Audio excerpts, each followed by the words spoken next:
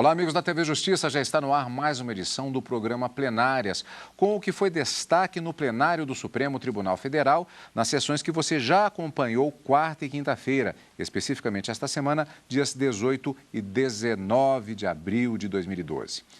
Em destaque nesta semana, um processo julgado na quarta-feira de relatoria do ministro César Peluso e uma sessão na qual não houve julgamentos, que foi a sessão da quinta-feira, dia 19, por conta da posse do ministro Aires Brito como presidente do Supremo Tribunal Federal e do ministro Joaquim Barbosa como vice-presidente. Dois grandes eventos, nós podemos dizer dessa forma, porque na quarta-feira deu-se início ao julgamento do caso dos quilombolas, assim mais conhecido. O ministro César Peluso proferiu seu voto no sentido da procedência da ação direta de inconstitucionalidade, mas nós tivemos a interrupção desse julgamento por um pedido de vista da ministra Rosa Weber.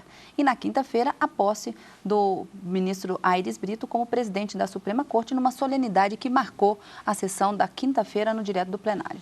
O que faz com que a sessão da quarta-feira, em que houve o julgamento da ação direta de inconstitucionalidade 3.239, de relatoria do ministro César Peluso, tenha sido o último voto proferido dele como relator e como presidente da Corte. Requerente, neste caso, o Partido Democratas.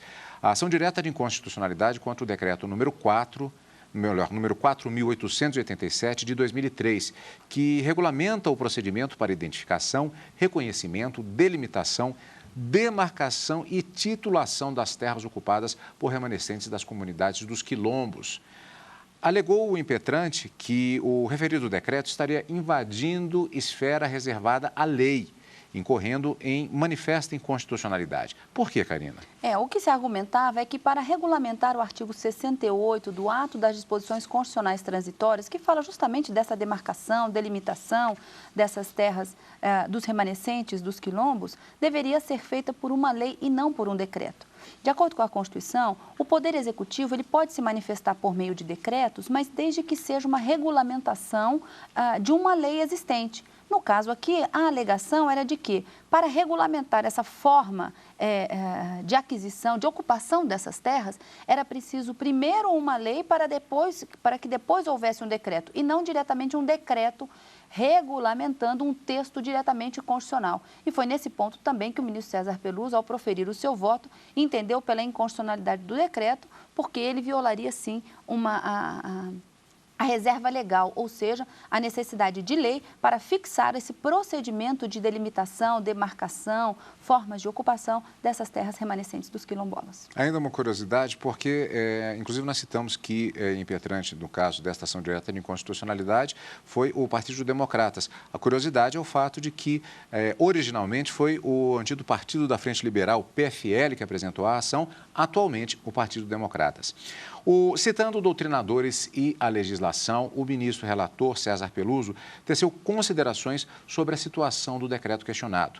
A conclusão que ele chegará já fica clara a partir deste trecho do voto que vamos rever agora. Matéria dessa espécie, suscetível de interferir na esfera dos direitos de terceiros, é fora de dúvida que não poderia ser regulada senão por meio de lei, em sentido formal, em face do princípio constitucional da legalidade. A inovação proibida sempre que se possa afirmar que um específico direito, dever, obrigação, limitação, restrição incidente sobre alguém já não estava estatuído e identificado na lei regulamentada. Certo, nosso sistema jurídico constitucional prevê a figura do regulamento autônomo e independente, com a sua emanação é indispensável à efetiva atuação do Executivo em relação a determinadas matérias definidas como de sua competência. Não configurando o decreto 4.887 nenhuma das hipóteses previstas nos dispositivos autorizadores dos decretos autônomos ou independentes, salvo na parte em que confere atribuições a órgãos governamentais, artigo 3º, caput, parágrafos 2º, 4º e 5º, não há senão considerar que se está diante de decreto expedido na forma do inciso 6 do artigo 84 da Constituição, com o propósito de dar fiel execução à lei, como aliás declarado em seu introito. É forte também a doutrina, no sentido de não admitir que a administração possa, sem lei, impor obrigações a terceiros ou restringir-lhes os direitos. E aqui eu cito longamente o professor José Afonso da Silva, cito em seguida o professor saudoso Oswaldo Aranha Madeira de Mello, professor Geraldo Ataliba, Ana Cândido Cundas Ferraz e Clemenson Mertim Cleve, todos nesse sentido. Para resumir, não obstante o artigo 68 da DCT não seja norma de eficácia plena e aplicação imediata, nem por isso o chefe do Executivo está autorizado, a meu ver, a integrar normativamente os seus comandos mediante regulamento, como fez. O Decreto 4.887 ofende, pois, a meu juízo, os princípios da legalidade e da reserva de lei. Em outro trecho do voto, o ministro aborda a questão da paz social em casos como este. Vamos rever. A argumentação do partido requerente tem consistência, a meu ver, irrecusável. Quero, inicialmente, colocar-me ao lado da ponderação sempre lúcida do ex-ministro Carlos Veloso, que emitiu parecer acostado à manifestação do Amicus Curiae, Confederação Nacional da Indústria, e que está vazado aqui nos termos que, ora, leio rapidamente. Muito se escreveu a respeito do tema, a maioria dos trabalhos, bons trabalhos, administração, são, entretanto, trabalhos metajurídicos, escritos sob o ponto de vista étnico. Alguns chegam a falar num ramo do direito, o direito ético, socioantropológico e político. São bons trabalhos, repete, que pugnam mais pelo ideal de proteção aos descendentes dos quilombolas, o que é elogiável. Por tal razão, são muito mais de lege ferenda do que de lege lata, refletidores, portanto, do que devia ser, tendo em consideração os conceitos metajurídicos em que se assenta do que efetivamente é, tendo em linha de conta conceitos jurídicos. Também a mim me impressionaram os trabalhos de respeitados antropólogos e juristas, dentre os quais relevo aquele desenvolvido pela Sociedade Brasileira de Direito Público para a Fundação Palmares, sob a coordenação do professor Carlos Alice Sundfeld, e que consubstancia ampla análise do tema sobre os aspectos constitucional e administrativo. É admirável o esforço que desenvolveram ambas as áreas de conhecimento numa perspectiva tão humanista quanto de apurada consciência social. Convencido, porém, da inconstitucionalidade do diploma impugnado, não posso furtar-me a sopesar com igual atenção o crescimento dos conflitos agrários e o incitamento à revolta que a usurpação de direitos dele decorrentes pode trazer, se já não trouxe. É que o nobre pretexto de realizar justiça social, quando posto ao largo da Constituição, tem como consequência inevitável a desestabilização da paz social, o que o Estado de Direito não pode nem deve tolerar, antes deve afastar. Por fim, irá concluir pela procedência da ação, mas também com modulação de efeitos, como vamos rever agora. Estou convicto de que as muitas normas que vieram depois do decreto impugnado, percebidas como entraves pelas instituições de defesa da causa quilombola, ao tentar conter o que já parecia fora de medida, acabaram por multiplicar expectativas que, em grande número, não são satisfeitas, o que é desastroso, especialmente quando o valor em questão é a propriedade. Obriga-me a concluir que, neste caso, a atuação do Legislativo, como era de rigor, muito mais provavelmente teria trazido menos insatisfação e mais justiça, talvez em menos tempo. Do exposto, o meu voto está julgando procedente ação para declarar a inconstitucionalidade do Decreto 4.887. Modulo, porém, os efeitos dessa declaração em respeito ao princípio da segurança jurídica e aos cidadãos que, de boa fé, confiaram na legislação posta e percorreram já longo caminho mencionado para obter a titulação de suas terras desde 98, determinando que sejam tais títulos considerados bons, firmes e valiosos, todos aqueles emitidos até esta data. É como voto. O julgamento foi interrompido por pedido de vista da ministra Rosa Weber. Agora, Karina, o ministro, como vimos, considerou a ação procedente, mas ele fez uma modulação de efeitos. O que significa isso nesse caso? A Lei 9868, que regulamenta a ação direta de inconstitucionalidade, ela prevê no artigo 27 que o tribunal module os efeitos da sua decisão, ou seja, diga a partir de que momento essa declaração de inconstitucionalidade passará a valer. Se os ministros não disserem nada acerca da modulação, os efeitos da decisão, eles serão retroativos, ou seja, terão efeitos ex tunc, desde o início da produção de efeitos daquela lei, todos os atos que foram produzidos serão tidos como inconstitucionais e aí serão declarados nulos. No entanto, com base em dois princípios. Na verdade, o princípio da segurança jurídica e o princípio do interesse social, é possível que haja essa modulação de efeitos. Foi o que o ministro César Peluso considerou neste decreto, para considerar que aqueles cidadãos que de boa fé tivessem já conseguido, como ele mesmo disse durante o seu voto, percorrido uma verdadeira via crucis para obter esses títulos de ocupação, essas pessoas deveriam ter os seus títulos considerados válidos, não obstante o decreto fosse considerado inconstitucional.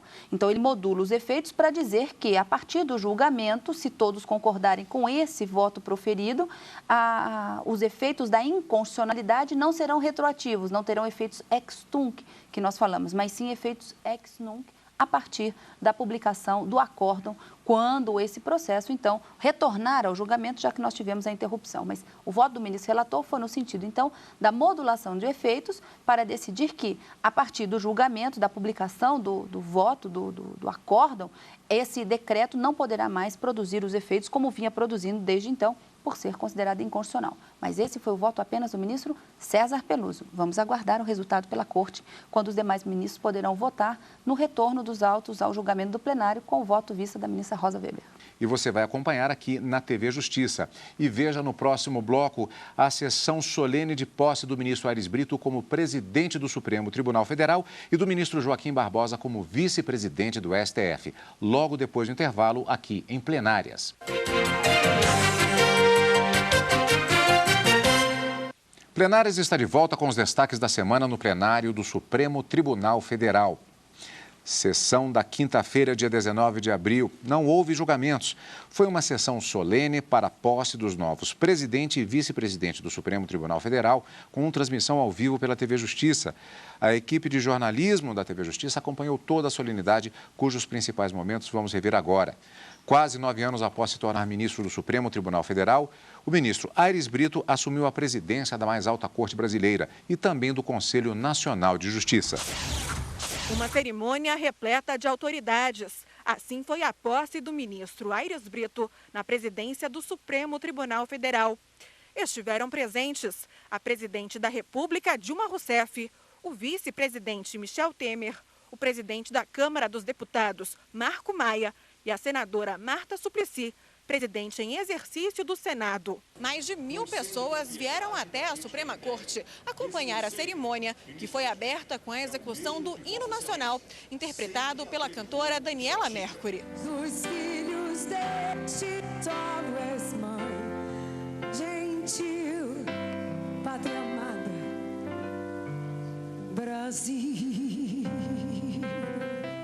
Em seguida, o ministro Aires Brito prestou o compromisso e o diretor-geral em exercício do Supremo leu o termo de posse do ministro nos cargos de presidente do STF e do Conselho Nacional de Justiça. Prometo, bem e fielmente, cumprir os deveres do cargo de presidente do Supremo Tribunal Federal e do Conselho Nacional de Justiça, de conformidade com a Constituição e as leis da República. Empossar nos cargos de presidente do Supremo Tribunal Federal e do Conselho Nacional de Justiça o excelentíssimo senhor ministro Carlos Augusto Aires de Freitas Brito, para os quais foi eleito na sessão de 14 de março de 2012, para o biênio 2012 a 2014. Já como presidente da Suprema Corte, Aires Brito empossou o ministro Joaquim Barbosa como vice-presidente do STF e do CNJ. Prometo bem e fielmente cumprir os deveres do cargo de vice-presidente do Supremo Tribunal Federal e do Conselho Nacional de Justiça,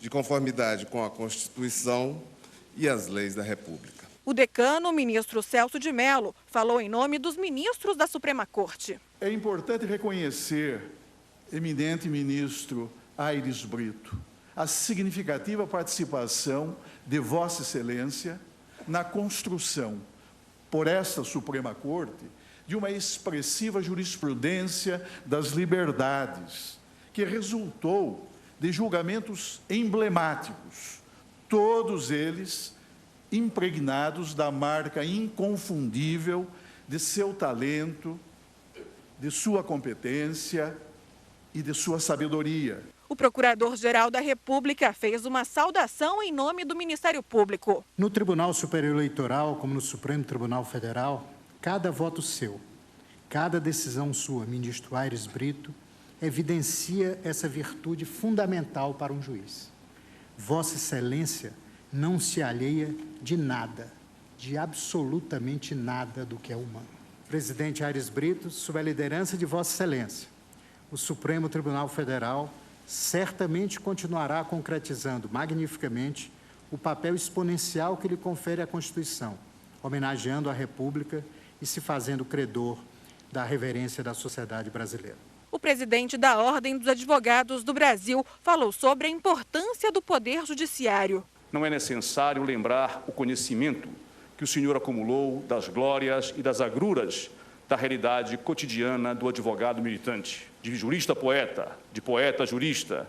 Para nós, Vossa Excelência será sempre o advogado, forjado no sentimento humanista que caracteriza a profissão de defender os direitos daqueles que buscam a justiça. No fim da cerimônia, o novo presidente do STF, ministro Aires Brito, agradeceu a presença de todos e fez o discurso de posse. O ministro Aires Brito é o 54º presidente do Supremo Tribunal Federal desde a época da monarquia.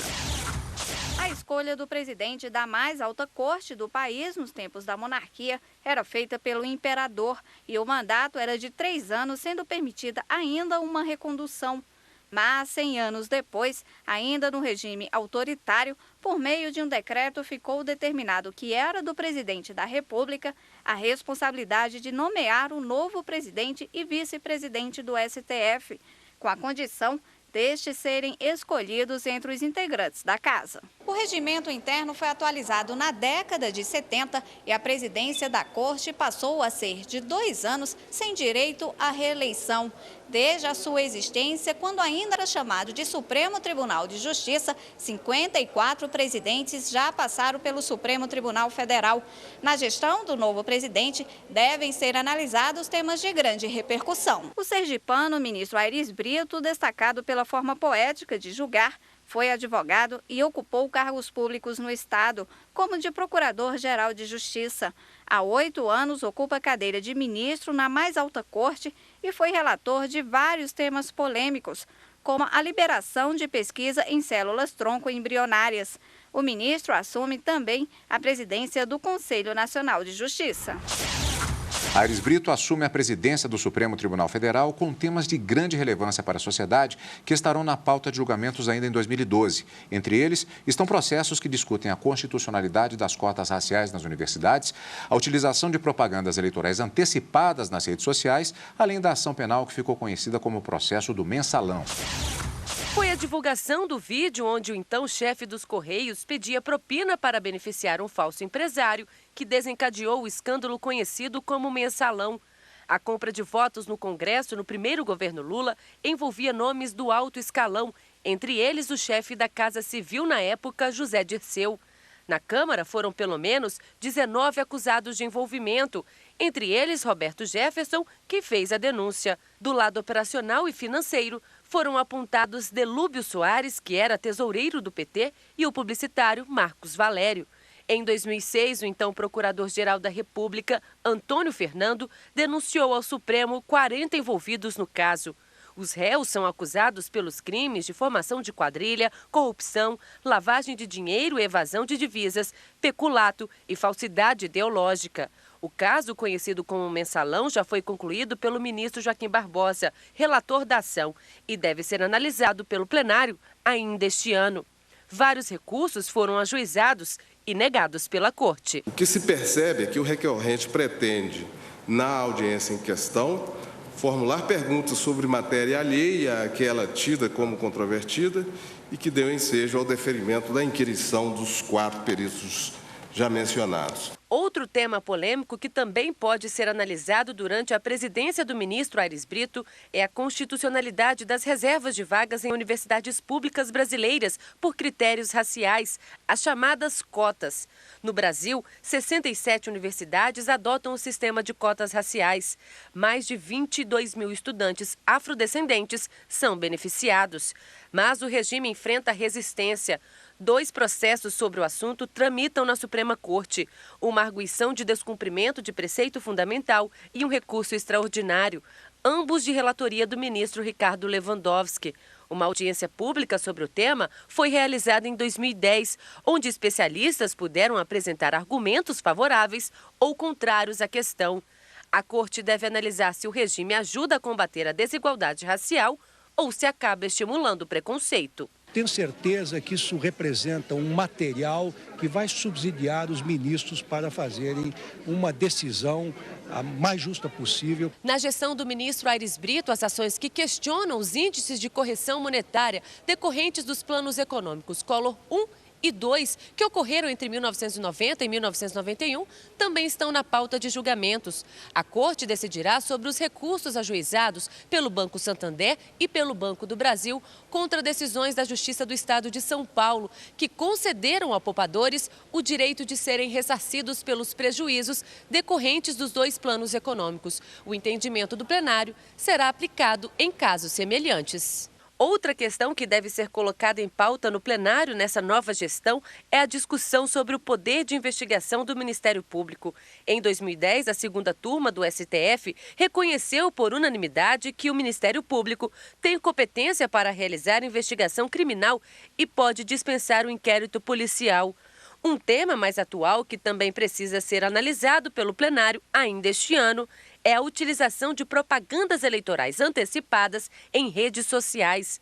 O tema ganha destaque por ser ano de eleições. O Partido Popular Socialista questiona a proibição na ação direta de inconstitucionalidade, pretendendo afastar qualquer compreensão que venha impedir a livre manifestação de pensamento e de opinião por meio de redes sociais, inclusive do Twitter, antes do dia 6 de julho, nos anos eleitorais. Jurista e poeta, o novo presidente do Supremo Tribunal Federal fez um discurso marcado por passagens espirituosas que tiraram risos e aplausos do plenário e também marcaram uma posição forte em defesa da Constituição brasileira. Já logo no início do discurso, contando um caso curioso. Vamos ver.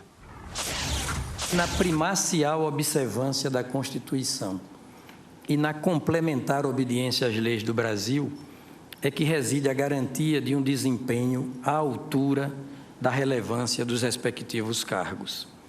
É como dizer, basta cumprir fielmente a Constituição e as leis, com as respectivas prioridades temáticas, para se ter a antecipada certeza do êxito de tão honrosas, elementares e complexas investiduras.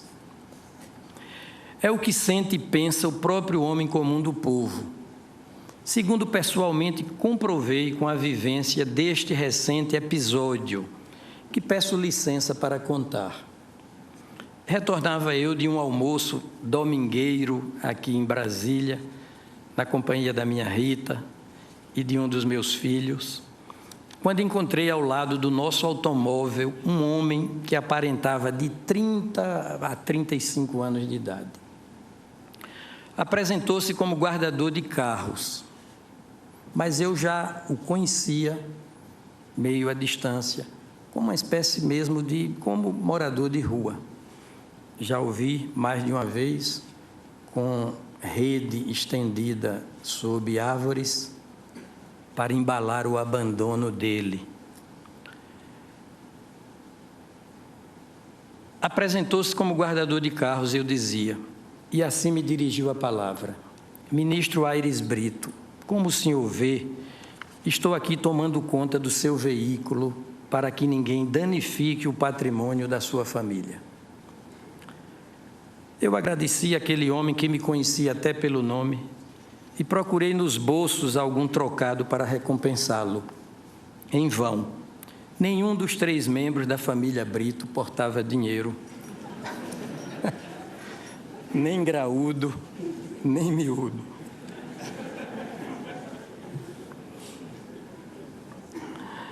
Ele disse eu então ao meu educado interlocutor: como o senhor percebe, desta feita vou ficar lhe devendo.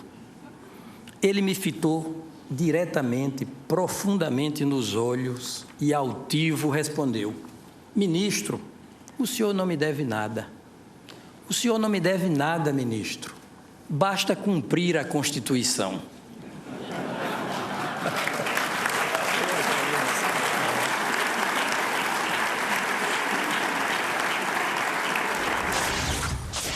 E assim nós encerramos o nosso programa de hoje, lembrando que na próxima semana temos encontro marcado em direto do plenário, com a sessão plenária já presidida pelo novo presidente do Supremo Tribunal Federal, ministro Aires Brito. Na quarta e na quinta-feira, ao vivo, direto do plenário, e no final de semana com plenárias. Como sempre, obrigado pela audiência e continue conosco aqui, na TV Justiça.